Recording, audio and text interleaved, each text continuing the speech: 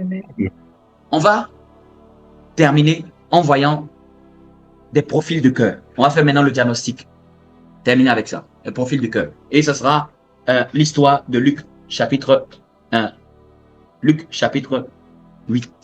8, si je ne me trompe pas. Luc, chapitre 8. Luc, chapitre 8. On va voir des profils de cœur. Amen. Des profils de cœur. C'est une histoire que tout le monde connaît. On ne va pas la lire en longueur aujourd'hui, mais je vous demanderai de le lire à la maison. Luc, chapitre 8, la parabole du sémeur. Amen. La parabole du sémeur. Notez bien, prenez le temps de le lire. Luc, chapitre 8, la parabole du sémeur. On ne le lira pas aujourd'hui, mais ça, c'est votre part. Amen. C'est votre part. Prenez le temps de le lire pour comprendre. Mais à partir de cette parabole, Jésus a révélé des profils de cœur. Lors de son interprétation, on va lire, pour gagner du temps, on va aller dans son interprétation, verset 12. Luc, chapitre 8, verset 12. Dis avec moi, Luc, chapitre 8, verset 12. Luc chapitre 8, verset 12. On va même lire un peu plus haut au verset 11. Si vous y êtes, dites Amen. Donc c'est, on regarde les profils de cœur, c'est un peu comme le diagnostic. Quand vous arrivez à l'hôpital, on doit vous examiner. On vous examine pour faire un diagnostic avant de vous donner des médicaments. On ne peut pas vous donner des médicaments sans vous être examiné. Donc, dans les choses de Dieu, il est important aussi d'examiner son cœur. Il est important d'examiner son cœur. Examiner son cœur. Dis avec moi, Seigneur, examine mon cœur. Examine mon cœur. Examine mon cœur. Donc, dans cette histoire, Jésus a révélé 4 types de profils de cœur qu'on peut retrouver. Parmi tous les gens dans le monde, Jésus a identifié 4 types de profils de cœur. C'est-à-dire que dans un des 4, tu peux savoir et on peut émigrer, on peut évoluer. Amen. Dans les 4, il y en a 3 que Dieu ne recommande pas. Il y a 3 parmi les 4 que Dieu ne veut pas qu'on se retrouve dedans. Il y a en un mot, dans les 4 types de profils de cœur, il y en a 3 qui sont pas bons. Il y en a 3 que Dieu ne souhaite pas qu'on puisse avoir. Et il y en a un seul que Dieu nous recommande d'avoir. Quelqu'un me comprend? Amen. Est-ce que quelqu'un me comprend? Est-ce que tu y es? Amen. Donc, Luc 8, verset 11. Il dit, voici ce que signifie cette parabole. La semence, c'est la parole de Dieu. Ça, c'est, on entre directement dans l'interprétation. Je vous laisserai lire à la maison la parabole. Jésus interprète maintenant la parabole du semeur. L'une des paraboles qu'il a expliquées ouvertement dans la Bible. C'est la seule parabole qui a été expliquée clairement dans la Bible. Donc, ça veut dire que Dieu n'a pas permis que l'explication reste dans la Bible par hasard. Parmi toutes les paraboles, c'est la seule dans la Bible qui a été expliquée ouvertement. Ça veut dire que tout part de là.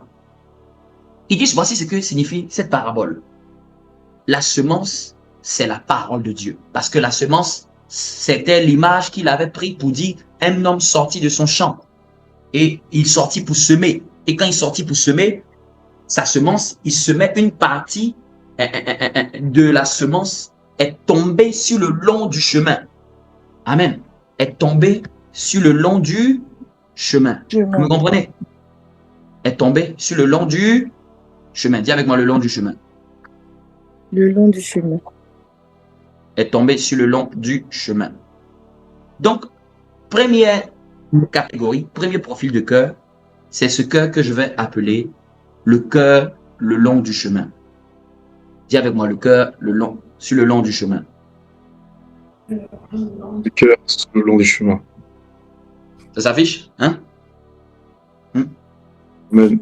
Le cœur sur le long du chemin. Donc, il va nous dire au verset 2. Ceux qui sont sur le long du chemin, ce sont ceux qui entendent, puis le diable vient et enlève de leur cœur la parole, de peur qu'ils ne croient et soient sauvés. Et quand on diagnostique ce cœur, c'est un premier profil de cœur que Dieu nous demande de ne pas avoir. Mais ce premier profil de cœur, il est comment? Lui, c'est un genre de cœur qui, quand il entend la parole de Dieu, les choses qui concernent Dieu, quand il les entend, il n'a même pas le temps de croire en ça. Le diable vient et enlève. Le diable vient et enlève. Ça veut dire que ce genre de cœur-là, c'est un cœur qui oublie tout ce qu'on enseigne de Dieu. C'est un cœur qui ne retient pas les choses de Dieu. Amen. Amen. Est-ce que quelqu'un me comprend? Amen. Amen. Tu es là avec moi ou pas? Est-ce que tu es là? Amen. Il dit, dès que Amen. le diable vient et enlève de leur cœur, comment ça se fait que lui, le diable vient et enlève? Son cœur est comment? Et je posais la question au Seigneur, son cœur est comment? Et puis lui, facilement, là, le diable vient enlève. Est-ce que, genre, lui, il est plus défavorisé que les autres? Ou bien, est-ce que lui et le diable, ils sont copains? Parce que dans les autres, on ne voit pas ça. Mais lui, on dit que le diable vient. C'est que le diable, genre, vient et enlève facilement comme ça. Et c'est là que on a diagnostiqué. Et dans le diagnostic, c'est un cœur qui entend la parole de Dieu, mais c'est un cœur qui n'accorde pas de considération à la parole. Il n'accorde pas de valeur. Il n'accorde pas de considération. C'est un cœur qui est fermé. C'est un cœur qui est désintéressé des choses de Dieu. C'est-à-dire qu'il est là, mais il ne met pas d'intérêt. Il ne met pas de sa personne. Il ne met pas de ses efforts. Il ne met pas de sa volonté. C'est un cœur qui est ouvert facilement aux pensées de l'ennemi. Amen. C'est un genre de profil. Quand quelqu'un remarque que tout ce qu'on enseigne, rien ne reste, tu dois checker. Tu risques de te trouver dans le premier profil. C'est-à-dire que toi, Dieu est en train de dire que ton cœur, là, c'est comme le long du chemin. Ça ne garde rien. Ça ne retient rien. Donc, si tu es quelqu'un, tu vois que toute fois qu'on enseigne, il n'y a rien que tu retiens. Il faut commencer à prier. Seigneur, donne-moi un cœur qui retient. Amen. Amen. Parce que le diable vient et enlève. Ce qu'on enlève là, c'est quelque chose qui ne reste pas. C'est que rien ne reste en lui. On peut prêcher même aujourd'hui là, mais rien ne reste. Mais qu'est-ce qui fait qu'on peut avoir ce type de profil de cœur? C'est parce que souvent, il y a une attitude qui va avec. La personne ne donne pas assez de considération.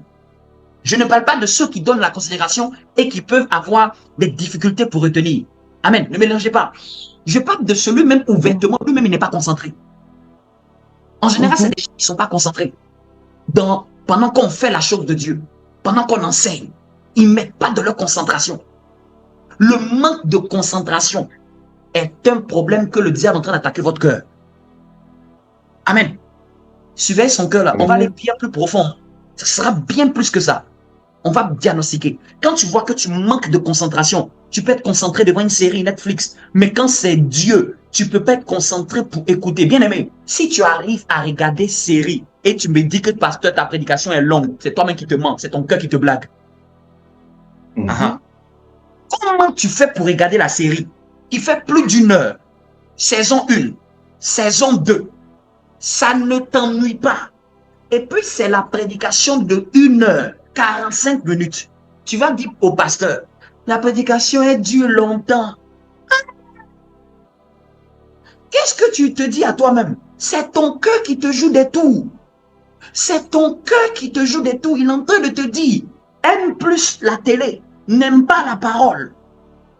De là vient beaucoup de problèmes des gens. Avant de venir fatiguer d'abord les pasteurs, il faut d'abord connaître ton cœur là, il est comment? Si tu me dis, pasteur, moi-même, film même, je ne peux pas regarder. Là, je vais savoir que toi, il faut que je fasse des messages courts pour toi. Vous me comprenez? Hein? Si tu me dis que toi, tu n'as jamais regardé de série, toi, au stade où tu es, série, tu ne peux plus regarder parce que tu trouves que c'est long. Film même, tu ne peux pas regarder parce que tu trouves que 1h30 là, tu ne peux pas rester. Mais il y a des... N'avons-nous pas bissé des films? 1 fois, 2 fois même. Et puis, c'est comme si ton cœur là retient les événements importants. Mais quand c'est la Bible, quand c'est la parole de Dieu, c'est comme si, déjà même 1 heure, tu vas dire, hein, 1 heure? Attends, tu as écouté pendant 1 heure. Mais attends, tu écoutes des gens qui ne connaissent pas Dieu pendant 1 heure, d'un scénario qui ne parlera jamais de Dieu, d'un événement qui ne parlera jamais de Dieu. Tu l'écoutes pendant 1h45. Il y a certains films même, j'ai vu même Avatar, ça fait 3 heures. My God! Et ils savent faire un film qui fait 3 heures, on ne les critique pas. Même nous, on prêche 1 heure, on dit que c'est long. Amen. Souvent, soyons réalistes, c'est notre cœur qui nous joue des tours.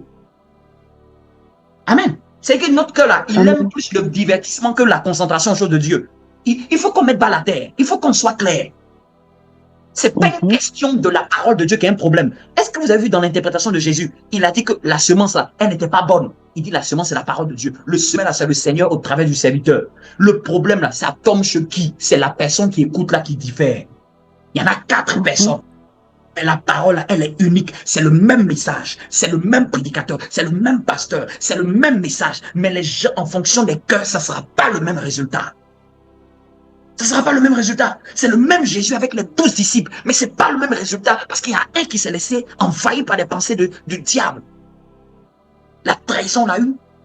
La corruption l'a eu. Et le meurtre l'a détruit. Il s'est suicidé même lui-même. Vous imaginez, un fidèle de Jésus s'est suicidé. Un fidèle de Jésus s'est suicidé. Dites-moi, comment ça peut arriver? Pasteur Jésus, comment dans ton église quelqu'un se suicide? Après t'avoir vendu. Il t'a vendu avec l'argent. Donc il était cupide, avide, mesquin, menteur, cachotier, jusqu'à suicidaire. Dans l'église de Pasteur Jésus. C'est-à-dire que tout ce que Jésus enseignait, il ne gardait pas son cœur. Vous me comprenez? Donc je parle aux gens. Si tu entends quelqu'un qui dit non, le message est long, tu lui demandes, tu ne peux pas regarder un film qui fait 3 heures? Si tu arrives à faire, ce n'est pas une prédication que tu ne peux pas suivre. C'est faux, c'est un mensonge du diable de te faire croire. Ah, c'est long, c'est long. Amen. Faisons attention à notre cœur. C'est ton cœur qui te blague. Non, le premier type de profil, c'est le genre de personne qui n'accorde pas de considération à la parole. Son cœur est fermé, son cœur est désintéressé. Il entend le message, mais il est désintéressé. Il donne facilement accès aux pensées de l'ennemi. Parce que lui, facilement, l'ennemi vient voler ce qui est dedans. Amen. Dis avec moi, je ne veux pas être ce genre de cœur. Je ne veux pas être ce genre de cœur. Si vous êtes quelqu'un, vous vous concentrez quand c'est un film. Vous n'arrivez pas à vous concentrer quand c'est la parole de Dieu. Commencez à prier. Priez pour votre cœur. Dites, Seigneur, oh Dieu, je ne peux pas accepter ça. Comment moi j'arrive à être concentré dans une série de cinéma et je ne peux pas être concentré quand c'est la parole? C'est que c'est le diable qui veut m'empêcher de réussir. Commence à prier contre ça. Au lieu d'attaquer les esprits bizarres, là, il y a des esprits qui détruisent les destinées petit à petit dans cachette. Petit à petit. Amen. Amen. Ouais. Donc je prie que nous ne soyons pas dans ce genre de cœur. C'est le cœur distrait. Vraiment ce genre de cœur-là, si quelqu'un est sérieux chrétien, on le trouve rarement dedans. Ce genre de cœur, c'est les gens qui ne sont pas trop sérieux avec Dieu. C'est les gens qui sont un peu trop légers avec Dieu. C'est les gens qui sont, j'appelle limite religieux. Il peut venir à l'église, mais en fait, il n'est pas vraiment dedans. Il n'est pas vraiment avec la chose qu'on fait. Il est là, mais sans être là. Parce qu'en fait, il ne donne pas d'importance. Il ne donne pas de valeur. Il ne reçoit pas la parole de Dieu. Il entend ce qu'on a dit, mais il ne reçoit pas. Son cœur est fermé. Il manque, il ne se concentre pas. Amen. Il ne se concentre pas. Ouais. Il met son effort pour se concentrer pour les choses de Dieu. Lorsqu'on prêche la parole de Dieu. Bizarrement, quand Jésus veut nous parler du cœur, il nous parle de la parole de Dieu. Parce que, regardez-moi, écoutez-moi. Tu peux savoir le genre de ton cœur, de cœur que tu as en fonction de quand on prêche la parole de Dieu. C'est la parole de Dieu qui révèle le cœur des gens. Comment je me tiens quand on fait la parole de Dieu, quand on enseigne la parole de Dieu. C'est ce que Jésus a pris comme base pour nous parler des cœurs. Jésus aurait pu prendre une pensée du monde, mais il a dit la semence, c'est la parole de Dieu. Parce que c'est la parole de Dieu qui est elle-même Dieu. Donc la manière dont je traite la parole de Dieu détermine au fait le genre de cœur que je suis. Parce que si la parole de Dieu, je ne la traite pas bien, c'est pas autre chose que je vais bien traiter. C'est pas autre chose de Dieu. Je sais pas si quelqu'un me comprend. Est-ce que vous me comprenez? Si la parole de Dieu, je ne la traite pas bien, c'est pas le service de Dieu que je vais bien traiter. C'est pas mes responsabilités que je vais bien traiter. C'est pas le ministère que je vais bien traiter. C'est pas ma famille que je vais bien traiter. Ça va révéler l'état de mon cœur. C'est comme l'examen. La manière dont je reçois la parole de Dieu détermine comment je traite mon cœur. Quel est l'état de mon cœur? Amen. Deuxième type de profil. Nous arrivons au 2, puis on se termine, on arrête au 4e type. Amen. Aujourd'hui. Deuxième type de profil. C'est lequel? Ceux qui lisent bien la Bible. C'est quel type de cœur? Amen. Le cœur de pierre. Voilà, le cœur de pierre, ou je l'ai appelé par exemple le cœur rocailleux. Amen. Et c'est pareil. Le cœur de pierre. Est-ce que tout le monde voit ce que ça affiche? Amen. Amen. Amen. Le cœur de pierre. Dis avec moi le cœur de pierre. Le cœur de pierre. Donc, parmi la semence, La semence qui est la parole de Dieu est tombée dans un endroit qui tomba sur le roc, un endroit rempli de pierres. Et la Bible dit que quand elle fut levée, elle sécha parce qu'elle n'avait point d'humidité. Amen, elle n'avait point d'humidité. Et Jésus dit que ceux qui sont sur le roc, ce sont ceux qui, lorsqu'ils entendent la parole de Dieu, la reçoivent avec joie, mais ils n'ont point de racines. Ils croient pour un temps et ils succombent. Ils succombent. Ce genre de cœur-là, souvent, certains chrétiens sont dedans. C'est, par mon expérience de pasteur, on retrouve beaucoup de chrétiens dans cette catégorie de cœur. Les chrétiens non affermis. C'est-à-dire que c'est un cœur qui entend la parole. Et écoutez bien, il dit qu'il reçoit la parole avec joie. C'est-à-dire que c'est quelqu'un-là, quand on a enseigné là, il l'a reçu avec joie. Il était heureux. Waouh, beau message, pasteur. Ah, vraiment, ça m'a fait du bien. Amen. Amen. Vous me comprenez?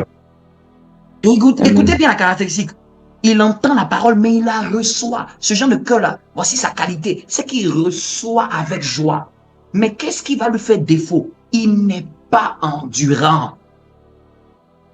Certains cœurs de chrétiens ne sont pas endurants. C'est-à-dire qu'ils commencent bien, mais ils n'arrivent pas à répéter l'effort encore. Ils manquent de racines.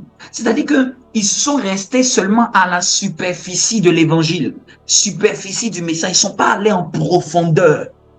Souvent, le fait que c'est pas votre faible, pas parce que vous êtes faible que souvent vous trébuchez. C'est parce que vous manquez de profondeur. Un arbre qui n'a pas de racines profondes tombe toujours.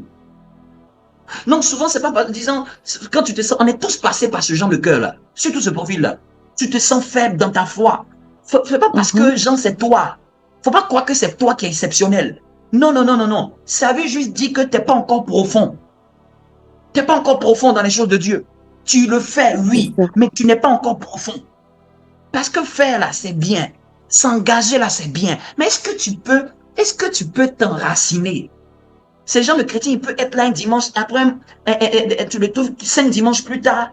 Non, il est bien disposé, mais il n'est pas enraciné. Quand on va dire même qu'on va faire école pour enseigner, il va juste se contenter le dimanche, mais il ne va pas vouloir venir dans l'école. Parce que lui, il trouve qu'il n'a pas besoin d'aller jusque-là. Donc, ça va le faire défaut plus tard. Parce que ça n'est pas qu'on enracine. Amen. C'est l'enseignement qui est enraciné qui bâtit les gens. On dit il manque de racines. Donc, ça veut dire quoi? Il manque d'enseignement. Il y a certaines choses qu'il ne comprend pas. Il n'a pas été averti sur certains sujets. Non, c'est un chrétien qui a une bonne initiative. C'est un cœur qui a une bonne initiative. Il reçoit la parole de Dieu avec joie. Il est heureux. Il aime bien ce qu'il a reçu. On a dit qu'il faut faire ceci. Il est content, il est heureux. Mais après 3 jours, 4 jours, après 1 semaine, 1 mois, il rechute. Il revient encore en arrière. Et quoi? Dès que survient une tentation, vous voyez un peu? Dès qu'il va traverser une épreuve, ça va révéler les gens de cœur. Et la Bible dit, si au jour de la détresse, tu trébuches, c'est que ta force n'est que détresse. Vous comprenez? Vous me comprenez? Amen. Je reprends. Si quand tu traverses une difficulté et que cette difficulté t'affecte négativement jusqu'à t'a broyé, ça vient dire que tout ce qui était ta force là, c'était ça. Tout ce que tu croyais que tu avais forgé là, voici ce qui sort. Si au jour de la détresse, c'est Proverbe qui dit, si au jour de la détresse tu faillis, ta force n'est que détresse. C'est-à-dire que ce que tu manifestes après l'épreuve révèle au fait quel genre de cœur tu étais.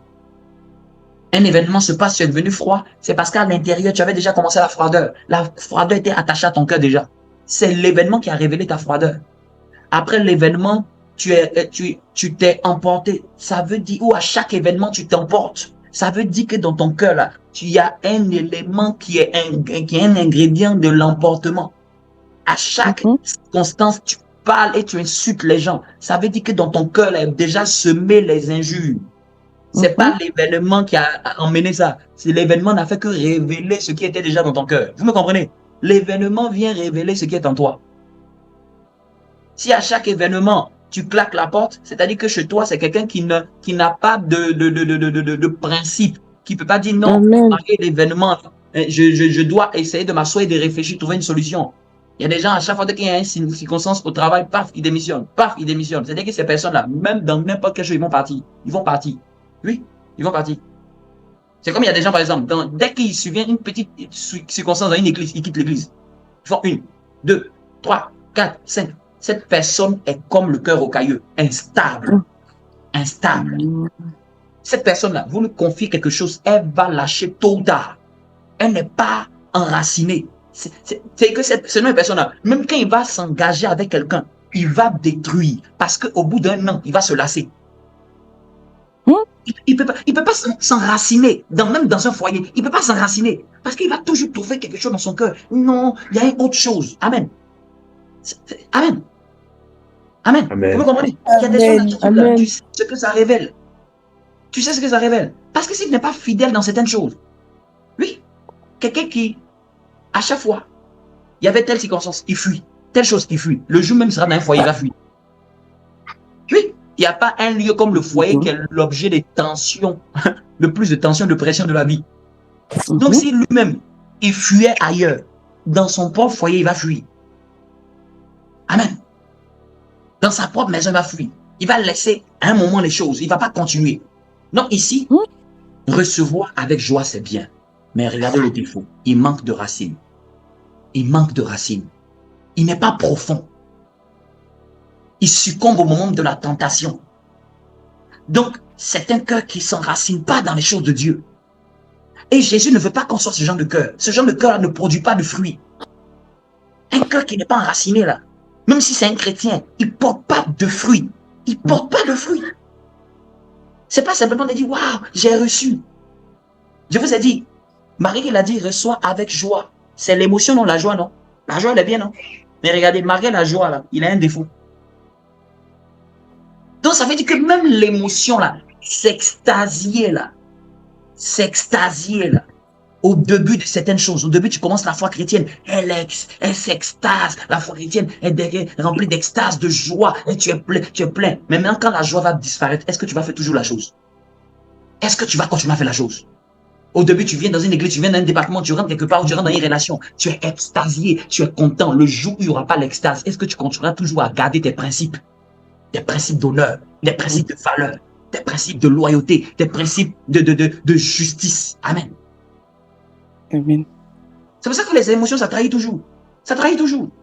Parce que regardez, Marie qui reçoit avec joie, il manque de racines. Dès que le soleil, l'épreuve est venue, c'est venu dire, t'es pas profond, mon enfant. T'es pas enraciné. T'es pas enraciné. Parce qu'une petite circonstance est venue, regarde comment tu as réagi. Une petite circonstance s'est manifestée, regarde comment tu es devenu. Un petit événement avec ton frère et ta soeur, regarde comment tu es devenu froid. Regarde comment tu es devenu distant. Regarde comment tu es devenu dur. Regarde comment tu es devenu rebelle. Regarde comment tu as fui. Regarde comment tu ne lui parles plus. Regarde comment tu ne peux plus lui écrire. Regarde comment tu ne peux plus lui dire bonjour. À cause de ça, tu n'es pas profond. Ton cœur là est rempli de pierres. Ça empêche tout ce qu'on enseigne d'entrer. Ça empêche. Ça commence, mais ça ne va pas en profondeur. Ça ne va pas en profondeur. Parce que dès qu'il y a un événement, toi on te connaît. Tu tournes au cas de tout. Ta bouche n'est pas délivrée. Ta langue n'est pas délivrée. Ton cœur n'est pas délivré. Tes pensées ne sont pas délivrées. Ton caractère n'est pas délivré. Ton attitude n'est pas délivrée. Et souvent, ce genre de langage, la personne va dire, tu vas réveiller mes vieux démons. Tu ne réveilles pas les vieux démons, ils étaient déjà dans la terre. C'est les cailloux qui les ont cachés. Donc, dès que l'épreuve vient, les démons ressortent. Les mêmes vieux démons, les démons d'avant, ils étaient là. C'est juste que la personne s'est cachée. Souvent, pourquoi on a ce genre de cœur? Ça veut dire que on laisse des choses se déposer sur nos cœurs, les pierres. Les pierres peuvent être l'image de quelqu'un qui est dur. La pierre est dure. C'est-à-dire qu'il y a de la dureté encore. Dieu ne veut pas un cœur dur. Dieu veut un cœur doux. Mais le problème est que ces personnes, il dit que s'ils sont doux, c'est qu'on va leur faire beaucoup de mal. Amen. Donc du coup, ils se protègent avec des pierres. Et ces pierres-là empêchent. Les pierres-là, ce sont les propres méthodes de protection. Genre, je ne lui cause plus à cause de tel événement. Tu crois que c'est juste, hein? Mais c'est une pierre que tu viens de déposer sur ton cœur. La froideur, c'est une pierre. Parce que tu essaies de te protéger, mais tu ne le fais pas de la bonne manière. Dieu ne veut pas qu'on fasse comme ça. Amen.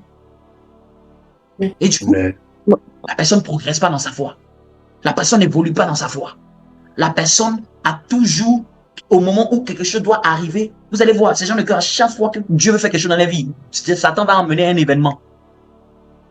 Et ils vont eux-mêmes détruire ce que Dieu a commencé. Mais ça révélait le départ. Amen. Est-ce que quelqu'un a compris ce deuxième profil? Je prie que toi et moi, nous ne soyons pas ce genre de cœur. Amen. Amen. Nous ne laissons pas les Amen. pieds. Nous ne laissons pas les Amen. Donc, quand quelqu'un me dit non, j'ai reçu. Ah oui, pasteur, c'était glorieux. Maintenant, vous pouvez comprendre avec moi. Ça peut ne même pas t'emmener quelque part. Hmm. Est-ce que tu peux continuer à travailler ce que tu as reçu un jour? On a prêché en janvier. Tu étais excité. Est-ce que tu peux garder la même cadence que tu as commencé pour enraciner ce que tu as reçu? Au fait, je veux dire au fait que ça, c'est le genre de cœur qui est trop dans l'euphorie. La vie chrétienne, c'est pas l'euphorie. Mhm. Amen. C'est pas l'euphorie. Ou bien ces jeunes chrétiens qui vont, aujourd'hui là, c'était puissant. Hein? Les autres jours là, c'était puissant. C'est juste que tu étais trop en attente d'une émotion. Amen. Tu dois aller au-delà de ressenti pour enraciner la chose. C'est aussi même, tu peux ne pas avoir envie de lire la Bible. Tu sens pas l'envie, mais tu le fais quand même. Tu sens pas l'envie de prier, tu le fais quand même. Tu sens pas l'envie de jeûner, tu le fais quand même. Tu le fais parce que tu sais que c'est bon. Vous me comprenez? Amen. C'est ça. C'est comme ça qu'on enracine. Tu sens pas l'envie de te connecter. Tu dis, hey, je me connecte quand même parce que je sais que c'est pour mon bien. Faut faire ce que tu sais. Faut pas faire ce que tu as envie. Faites ce que vous savez. Ce que vous savez qui est bon, là, c'est ce qu'on fait pour enraciner. Amen. Amen. C'est ce qu'on fait pour enraciner. On ne fait pas seulement ce qu'on a envie. Ne faites pas seulement dans votre vie ce que vous avez envie. Il y a des moments où vous n'aurez pas l'envie de prier. Il y a des moments où vous n'aurez même pas l'envie d'écouter une prédication. Tu as dit que même, j'en ai pas envie tout le mois, j'en ai pas envie. L'envie, là, ça va te faire perdre des choses. Tu dois faire des choses parce que tu sais que c'est vital. Amen. Je n'ai pas le choix. Je dois enraciner la parole. Toute cette semaine, je n'ai pas lu ma Bible. Est-ce que le cœur, il est subtil, hein? Subtil. Mhm. Subtil. Ça passe comme ça, comme crème. Un mois, la Bible était loin de toi, comme crème. Mais tu penses que qu'est-ce qui a poussé dans ton cœur? C'est des pierres. C'est des pierres. Amen. Manque de racines. Manque de racines. Certains chrétiens, le cœur, c'est parce qu'il manque de racines. C'est pas parce que le diable est contre vous. C'est pas parce que le diable est plus fort. C'est faux. Est-ce qu'ici on a parlé du diable? Est-ce qu'ici on a parlé du diable? Le premier cas, on a parlé du diable. Ça, c'est les gens qui sont faux. C'est les gens qui sont pas vrais. C'est les gens qui sont pas eux-mêmes disposés. Ça, un vrai chrétien ne se trouve pas dedans. Le premier profil. Je ne crois pas qu'un premier chrétien se trouve dedans. Un chrétien vrai ne se trouve pas dedans. Un chrétien vrai peut commencer à se retrouver dans le deuxième parce qu'il est bien disposé. Mais c'est souvent ça, le fait qu'il ne continue pas l'effort. Amen. Il ne continue pas l'effort. C'est l'effort continu qui permet d'enraciner. Donc ton problème, ce n'est pas que tu n'as pas reçu. C'est l'enracinement. L'enracinement, c'est de continuer de faire ce que j'ai reçu. Troisième profil. Et on termine. On arrive au quatrième pour arriver à la fin. Mais tu es fatigué. Amen. Sinon, je m'arrête. Non. Papa, non, continue. Si ton cœur est fatigué, parce que je ne connais pas le cœur, quelqu'un peut dire, pasteur, mon cœur est fatigué. Amen. Amen. Troisième profil. Troisième profil. C'est le cœur. C'est quel type de cœur? C'est quel type de cœur? Quel type de cœur? Le cœur épineux. Le cœur épineux. Épineux. Donc, ce diagnostic permet de savoir, est-ce que je commence à rentrer dans le cœur épineux? Vous voyez un peu? Est-ce que je vais commencer à prendre l'attitude d'un cœur de pierre? Vous me comprenez? Là, je commence à avoir l'attitude d'un cœur le long du chemin. Parce que, laissez-moi vous dire, le cœur n'est pas définitif. Tu peux même être tu peux avoir le bon cœur. Et si tu ne fais pas attention, tu peux te retrouver même dans la première catégorie le lendemain. C'est pour ça que le thème dit, surveille ton cœur. Tu l'as seulement, tu check. Tu vois l'attitude. Ça, ce cœur-là, on m'a déjà dit que ça, c'est le cœur le long du chemin. Le cœur le long du chemin, là, c'est le cœur qui ne se concentre pas. On commence à enseigner, on commence à parler des choses de Dieu. Tu n'es pas concentré. Tu commences à prendre la pente glissante. Mon cœur, tu commences à entrer dans le cœur le long du chemin. Ça, c'est le cœur que le pasteur m'a déjà dit que ça, c'est pas de Dieu. Ou bien, tu te contentes seulement d'être superficiel. juste dimanche, chrétien dimanche, superficiel, sans plus. Tu cherches pas à grandir dans l'enseignement. Le pasteur a dit, ce genre de cœur-là, il reçoit avec joie, mais il manque d'enracinement. Donc, ça veut dire que quand il va avoir une épreuve, ça va venir me tester. Je ne serai pas fort vis-à-vis de ça. Je ne serai pas forte.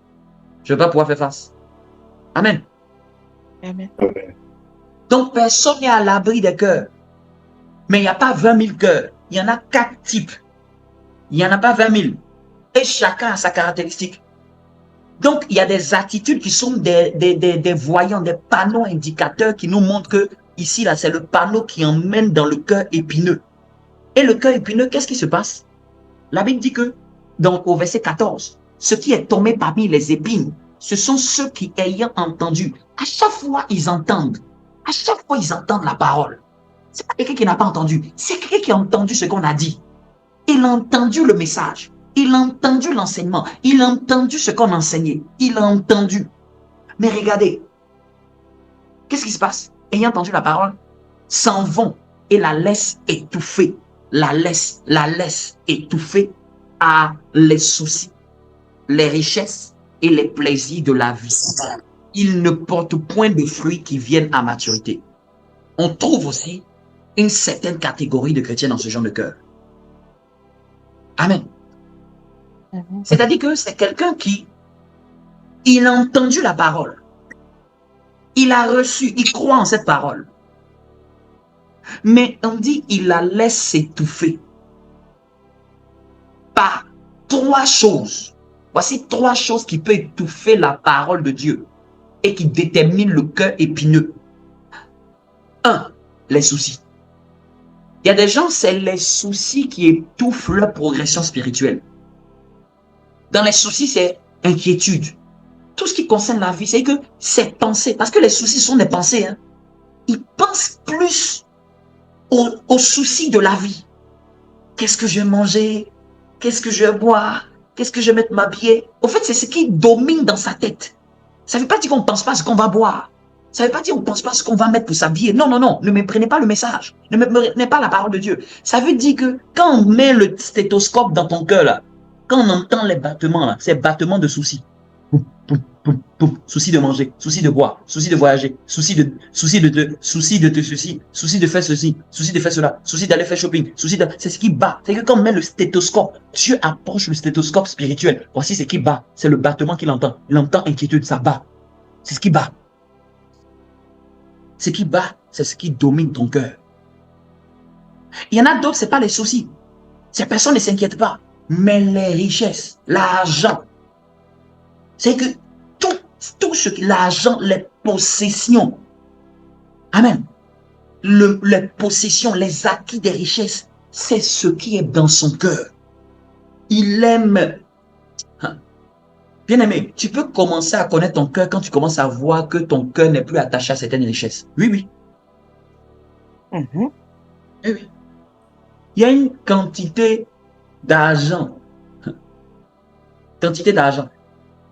Quelqu'un, comment on appelle ça? Un artisan devait faire les travaux pour nous. Nous a pris, nous a pas donné. Nous a pas donné. S'il te dit le montant, là, ça te choqué. Et après, il a fait une histoire avec son entreprise a fermé. Mon cher. Au-delà de porter plainte, mon cher, je m'en fous. J'ai dit bien, je m'en fous. Ça fait mal, hein? Mais, voilà. Si je me mets à penser à ça, là, j'ai déprimé. Amen. C'est une richesse, mais ça fait mal. Mais si je n'ai pas fait de ça ma méditation, je n'ai pas devenu triste. Eh mon cher. Souvent, moi, ma femme, on parle même pas de ça.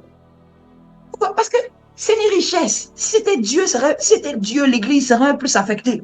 Mais c'est une richesse. Je veux pas que... C'est pas pour dire que tu ne donnes pas de valeur. Mais je veux dire qu'en fait, ça domine pas. C'est pas ça qui est ma quête. Ils ont pris au moment où la justice va faire son truc. Ça, c'est un peu. Mais moi, ça m'empêche pas d'avancer. Vous me comprenez?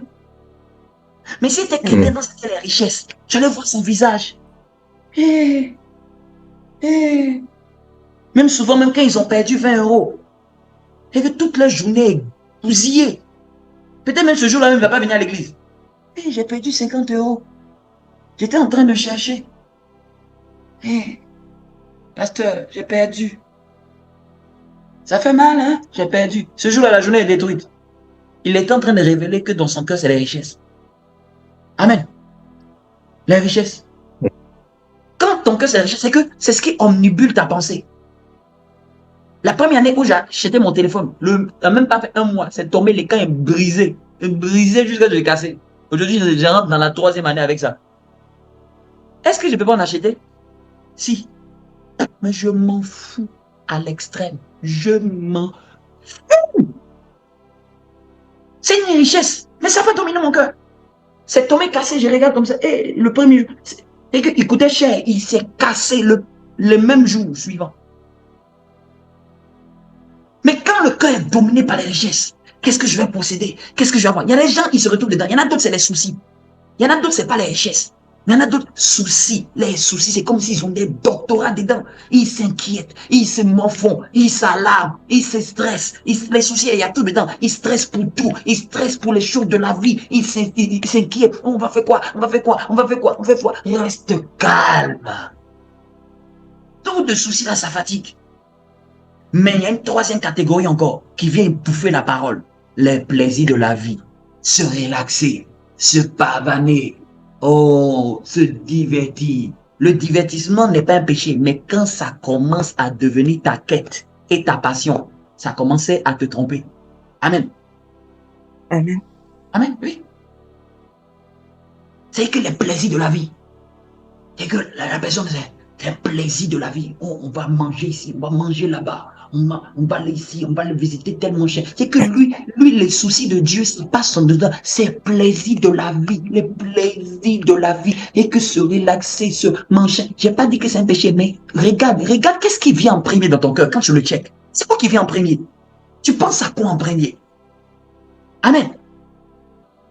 L'œuvre de Dieu n'intéresse pas. Les âmes de Dieu n'intéressent pas. Intercéder pour les âmes n'intéresse pas. Prier n'intéresse pas. Tout ce qui l'intéresse, c'est le plaisir de la vie. Où on va dormir. Où on va manger. On va manger quelle qualité? Est-ce que c'est raffiné?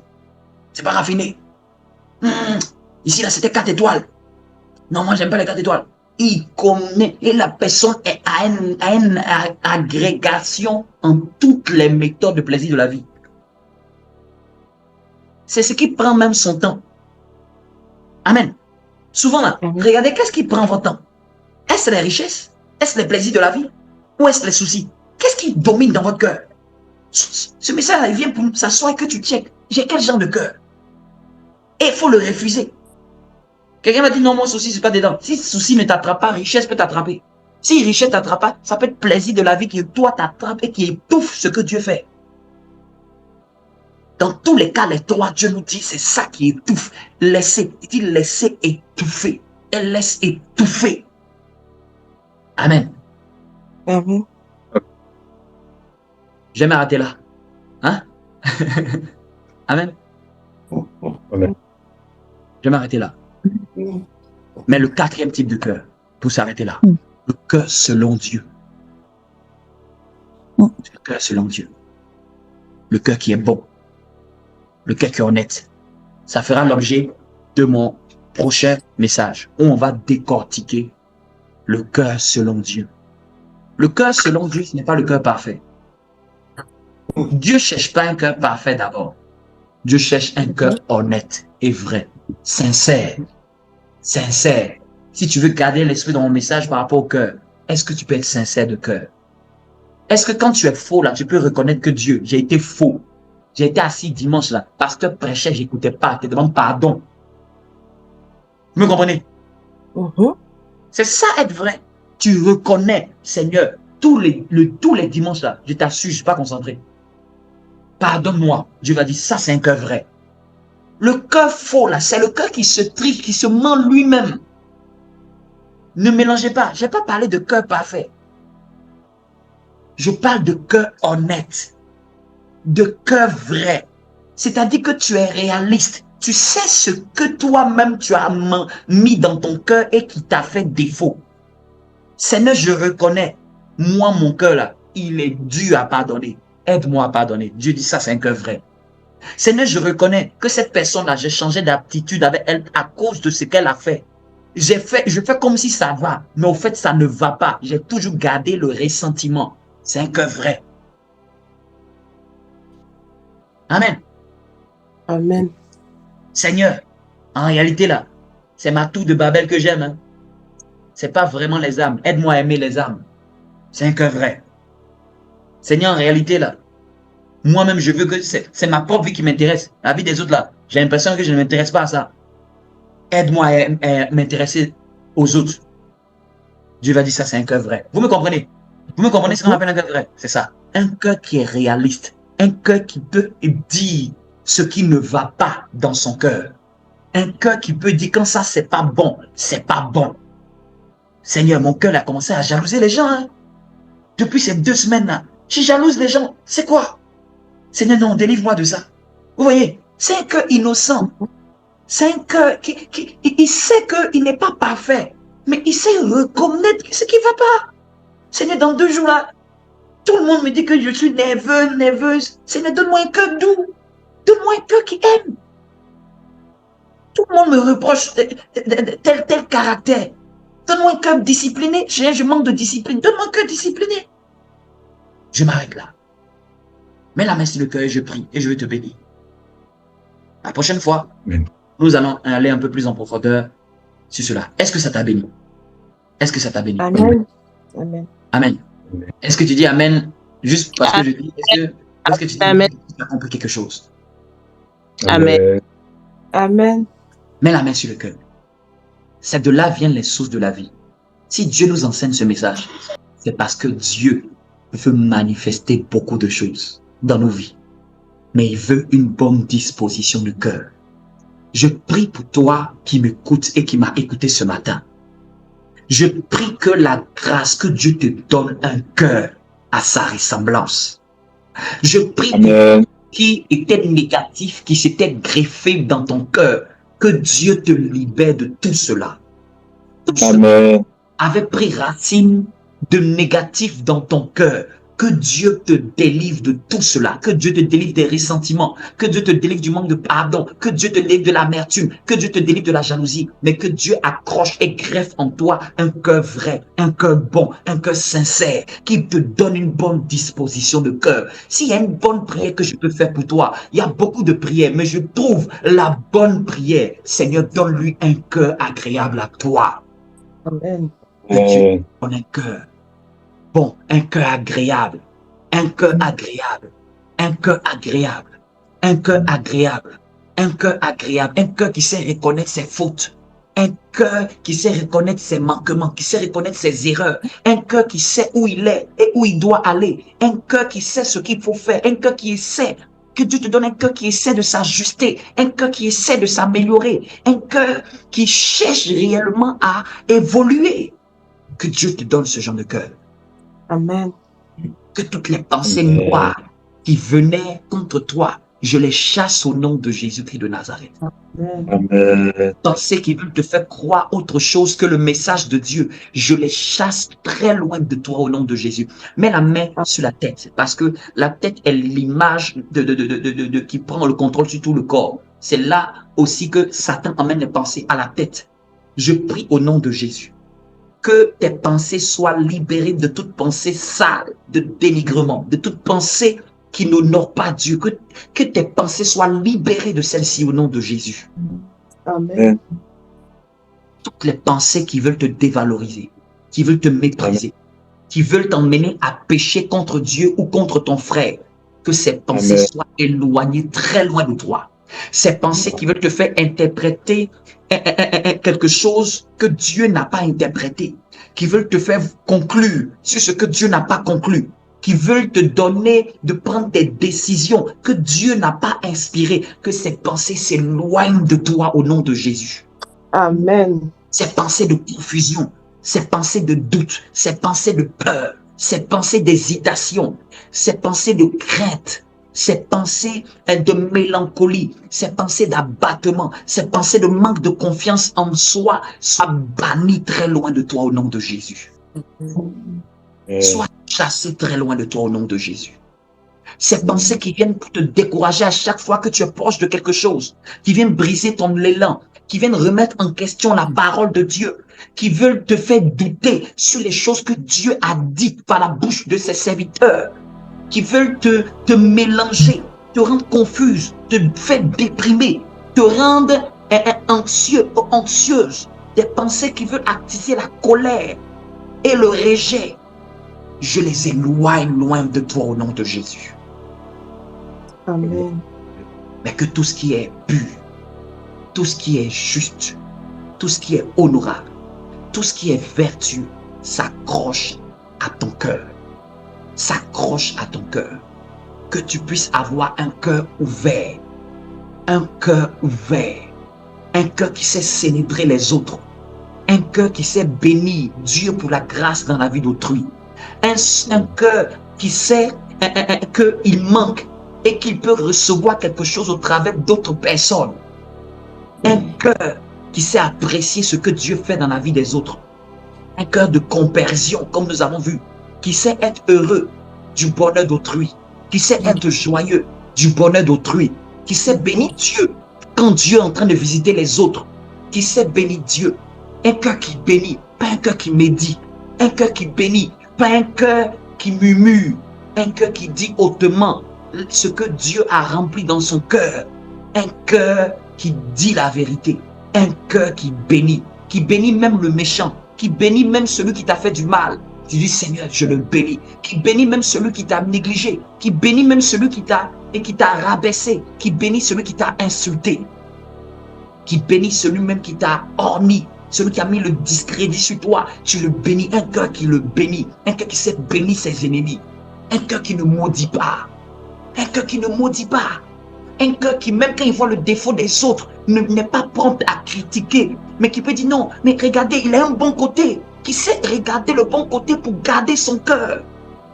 Un cœur qui ne juge pas, un cœur qui ne juge pas, un cœur qui sait voir que la chose, mais qui ferme ses yeux et qui garde son cœur en fermant ses yeux, qui peut entendre des choses, mais ne va pas être en train de critiquer, qui peut voir des choses, mais ne veut pas être en train de dire que le négatif.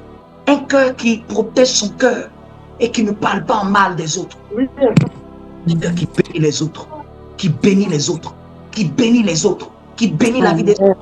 Quels que soient leurs défauts, on ne bénit pas les autres parce que seulement ils sont parfaits. On bénit les autres parce qu'on voit la grâce de Dieu dans leur vie. On voit aussi qu'il y a la grâce de Dieu dans leur vie. Un cœur qui sait bénir les autres. Bénir les autres. Bénir même le méchant. Amen. Après. Amen. Après, on enlève après. Tu es béni. Tu es béni. Amen. Aujourd'hui, à partir d'aujourd'hui, un cœur qui bénit les autres. Je t'assure, ce qui est à toi, ça va couler. Bénis les autres à l'extrême. Même si on te demande pourquoi, bénis-les. Seigneur, même si tu vois son défaut, bénis-le. Tu vois Dieu faire quelque chose avec lui là. Tu dis, mon frère, je bénis Dieu. Je me rends grâce. C'est une grâce. Ne vous laissez pas aveugler par les défauts ou les manquements des autres. Sinon, vous allez rater Dieu. Vous allez rater. Réjouissez-vous. Réjouissez-vous quand vous voyez Dieu en train de visiter une famille, Dieu en train de visiter une église, Dieu en train de visiter un ministère, Dieu en train de visiter. Amen. Comme par exemple, moi, en tant que pasteur, quand on voit nos pères, ce qu'ils ont fait, on se réjouit. On a vu le pasteur Ivan Cassano en train de bâtir des temples en France de plus de 3500 places pour garder mon béni soit Dieu pour cette église. Béni soit Dieu. Mais si c'est des gens qui ferment le cœur, ils vont eux là, ils pensent qu'ils ont réussi. Non. J'ai béni. J'ai comme j'ai partagé même ça sur ma page. J'ai jamais partagé, mais j'ai partagé le succès d'autrui. Il dit, Seigneur, moi mon cœur là, je veux un cœur qui sait célébrer quand il fait dans la vie des autres. Amen. Amen. C'est comme ça on garde le cœur. C'est comme ça on surveille le cœur. Bonne journée à toi et bon mariage à ceux qui prendront pas au mariage. Passez une agréable après-midi. Que la grâce de Dieu soit sur vous, sur votre famille, sur votre maison. Tu es béni. Tu es béni. Amen. Merci, Pasteur. Amen. Amen.